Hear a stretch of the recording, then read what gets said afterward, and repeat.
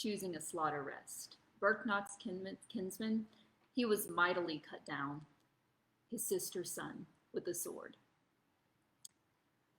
Now, the last video that we talked about the historical context of the Battle of Maldon, a battle that was fought between the Vikings and the East Saxons of England, right around the town of Maldon and the River Blackwater, right there.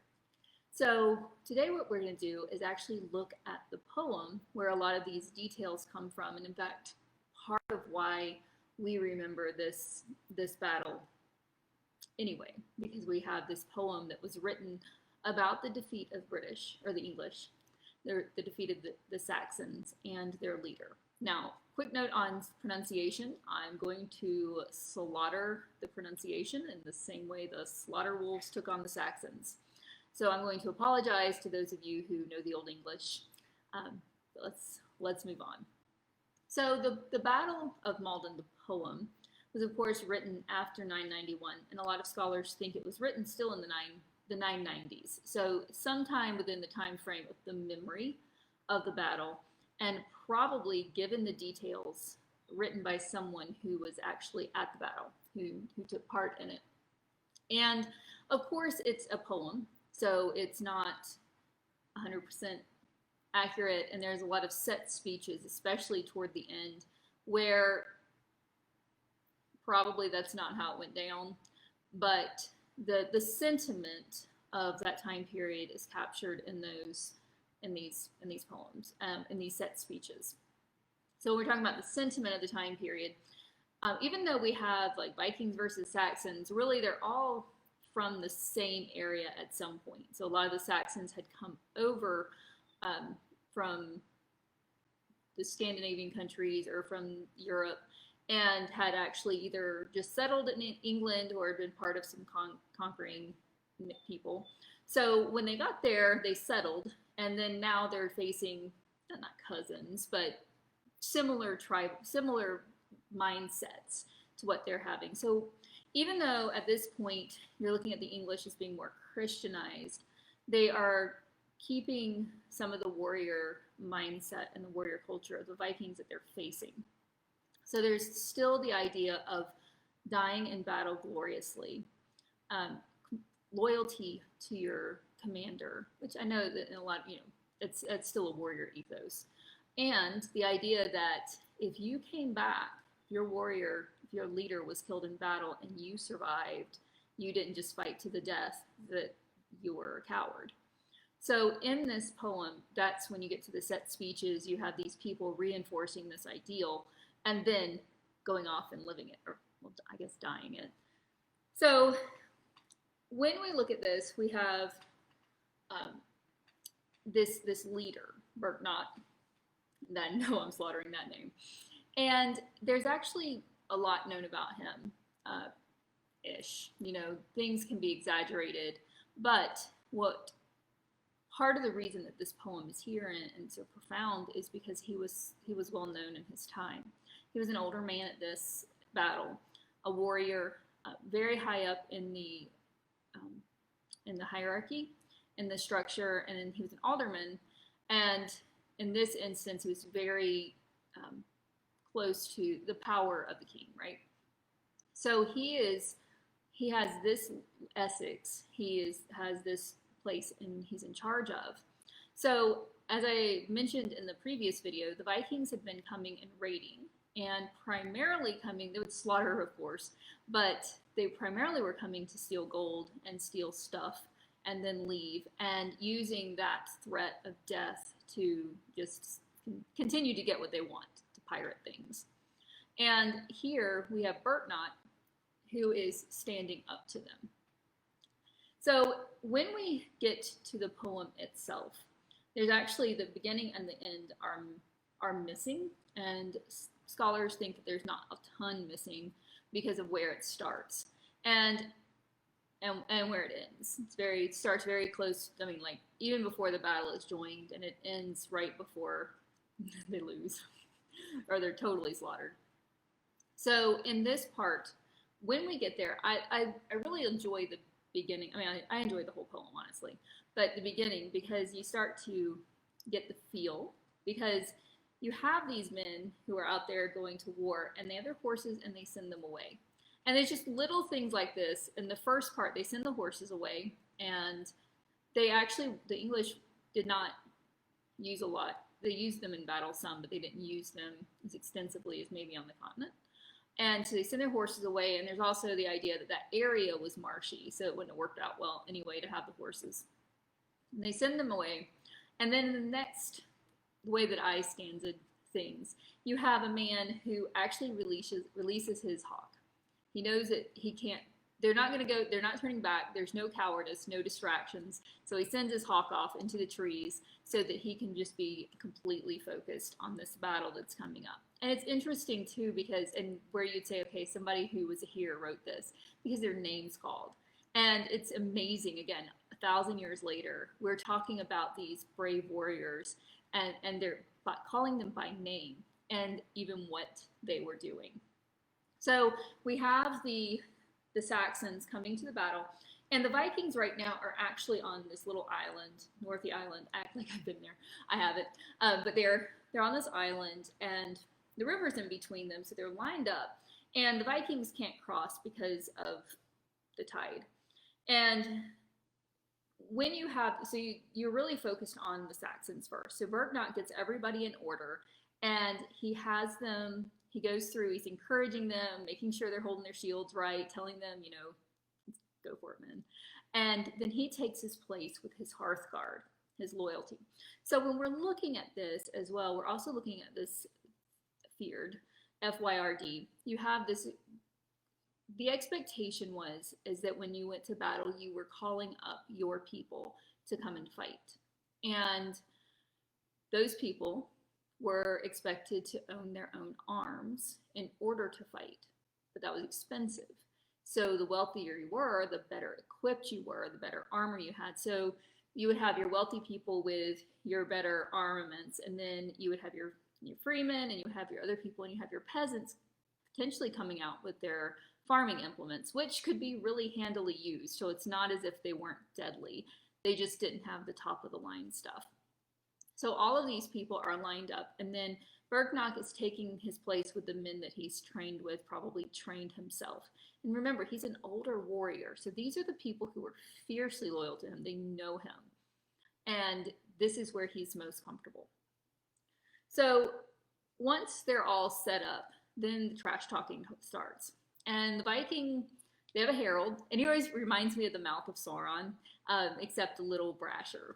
But the herald comes out and threatens them. It says, you know, actually he kind of gaslights them, like, you know, you don't have to die. You just pay us. We'll leave. And at this point, Bergnac, he's done. Like, they're not paying anybody anything else, and he's going to fight them. But because I understand, like, waiting is the hardest, right? So they're both lined up, ready to fight each other. They're shooting each other with bows and, you know, their bows and arrows. That's all they can do because they can't get to each other. So at last, the Vikings are trying to get across, and Bergnac sends 3 of his men to defend, what in the translation, defend the bridge. And they do a pretty good job. So the Vikings realize, all right, we got to sweet talk our ways over. And basically, from what we gather, or what I gather, is they're saying, you know, we really need to fight. And the poem says that it's Bergnac's pride that allows the Vikings to come across so that they can finally join the battle. And I've read some other things that kind of say, you know, if he hadn't decided to take on the Vikings there, that they would have sailed away and they would have raided somewhere else. And so even the poem says his pride.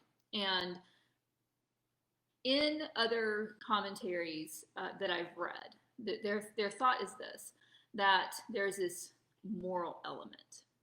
So we need to have a reason for this great warrior to have a downfall, and not just that he lost. And again, this is all commentary. We know what the poem says. Bergnac and his pride led him across. But other people have said, you know, it could have been that he just didn't want them to leave. and he wanted to fight there. And then that in that era, they needed to have a moral reason for a loss. And so they were attributing that to pride. We don't know.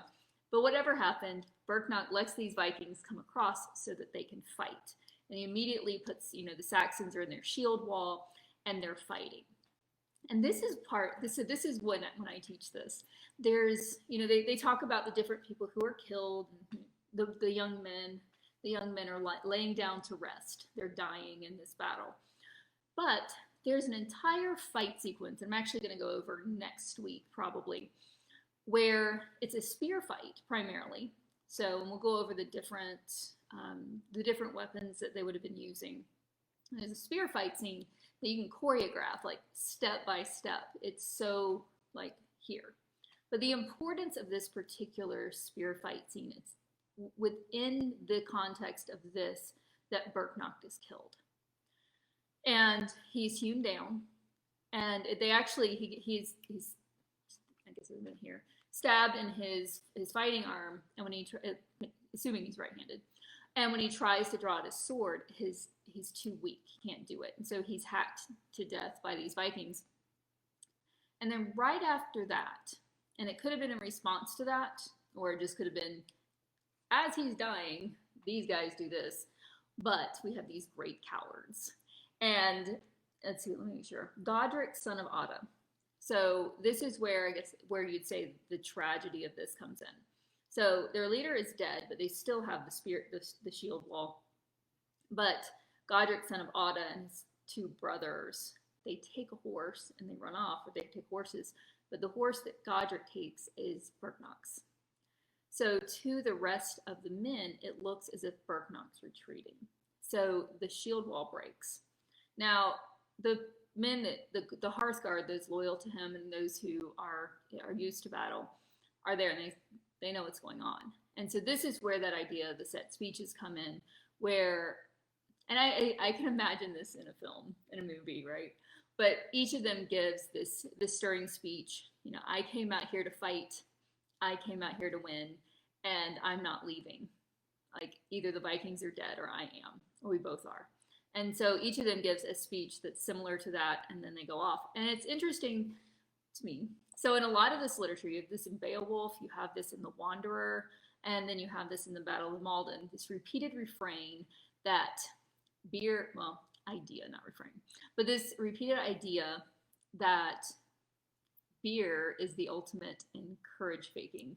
So in this poem, once they flee, the poet mentions, we talked about this before the battle when we were drinking, that once the beer is gone and once we're in the battle, we're going to find out who's really the one who's the brave, who's really brave. So it's common, I'm sure. I've never been in the military, but it's just that there's always this break, this idea that we have the really truly brave ones, and then we have the ones who are just drunk and talking about it. So in this, the poem ends as these men are given the speeches, and then they're going off to fight, and then it's done. So it would be interesting to see how the poet ended it. But as I mentioned before, we know that at this point the Vikings lost. But one of the things that I was reading before this, and I read the past, is the fact that this was a shock to the English to have Berknock die this way, because he was so powerful, and because he was old and he had survived so many battles, and he was such a famous and as far as we can tell, loved warrior, and he gave a lot of money to his local church. So, and was known as a protector. So that it was kind of a blow to their psyche. And one of the commentators said, this is probably, no small reason why tribute began to be given to the Vikings, pretty quickly from then on out. So that's the overview of the poem. Now, one of the things I want to mention as we look at this, especially translations, because we're looking at translations too, and that's always difficult. And we're looking at translation in poetry, but poems that don't rhyme. is if you are reading this and you're frustrated, or if you are homeschooling and your teenagers reading this, a couple of things. One is to read it out loud. A lot of these, again, even though it's written, it's definitely literature. It is in a more oral tradition. So when you listen to it being read, you hear the rhythms behind it, and you're also paying attention to stops and starts, and not the end of lines, but the end of thoughts. So reading it out loud gives you that, but it also gives you the opportunity to really put some power and passion into these trash talks. Now, they're long for what we would normally do, but you get to really get into the mindset of your characters, and that makes it a lot more interesting. Or if you can find it being read, translation again easier, being read, that's a really helpful tool as well, and just understanding it. Again, anytime you're reading, it's like this or Shakespeare or a foreign language, you have this time where nothing that they're the symbols that they are, they're nothing more. And then as you read it, as you get to know it better, and of course I've read this a bunch because I teach it, but as you understand the history behind it, you start to read it, and it's those 3D images. You just start to see it, feel it, hear it come to life. And so then, even if you don't love it because it's not your genre, you can start to appreciate it and enjoy it for what it is. So thank you for joining me, those of you who are here. And those of you who are interested, I definitely have the summer camp coming up where we're looking at that spear fight scene in the Battle of Maldon, learning how to spear fight and choreographing it so that we can get that into our body. And then so that teens and eventually adults, when I do this with adults, can write better, more physically informed fight scenes for fantasy or medieval style novels, graphic novels, or plays. Thank you again for joining me, and y'all have a great Slaughter Wolf free day.